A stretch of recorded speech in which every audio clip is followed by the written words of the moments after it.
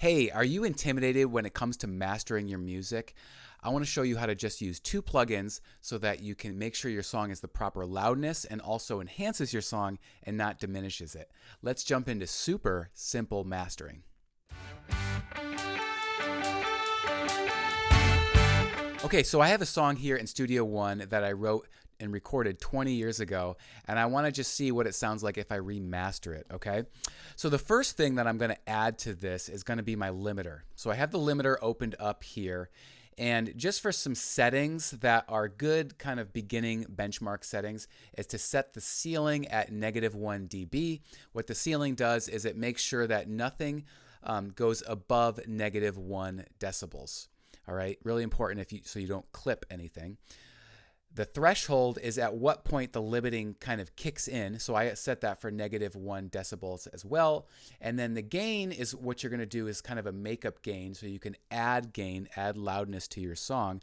And it's a little bit of a dance here because you want to make sure that you're not adding so much that it really pushes the limiter too much, but enough where it brings up some of the quieter parts. So let's give this a listen.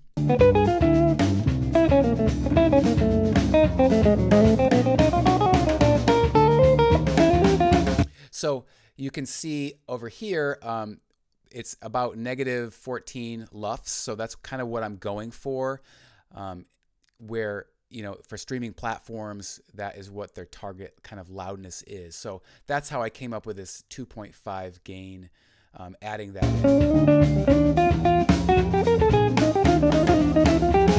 And it's kind of cool over here because it shows you pre-effects, which is -17, and then post-effects, which is -14, which is where I want it.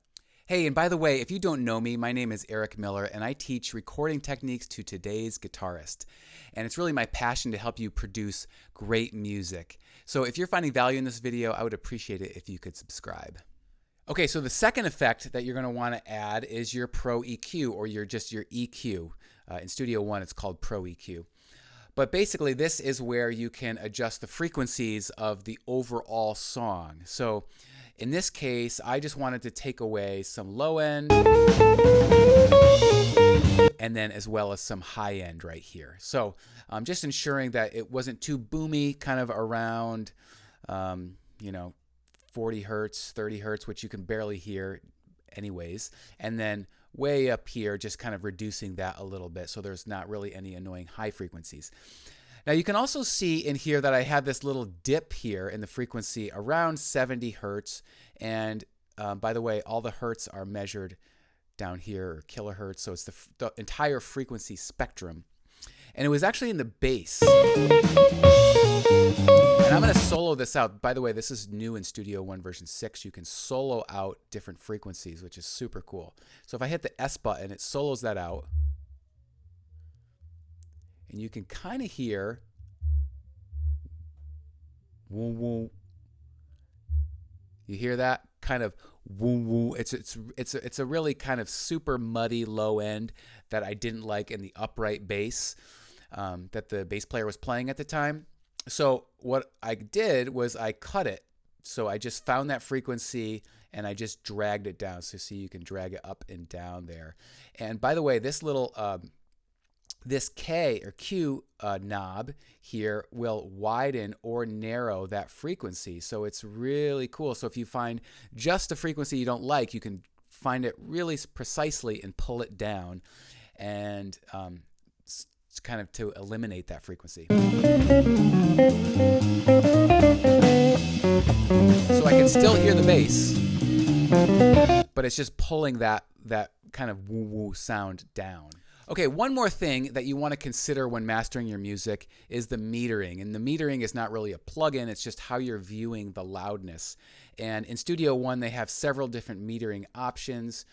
You can just do your normal peak RMS, which you can see right here. And you don't want to go above 0 again here. This is kind of more of your frequency metering up top. There's different options by how detailed you want to get it. This one's kind of cool because it shows a piano.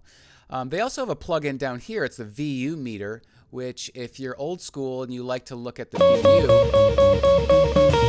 you can see it here. Again, this is 0 decibels, kind of on the old analog systems, how it might look. All right, so if you want to go deeper into this, I suggest that you click on the video link above. This is my complete overview guide of how to use the project page for mastering in Studio One, and I'll see you in the next video.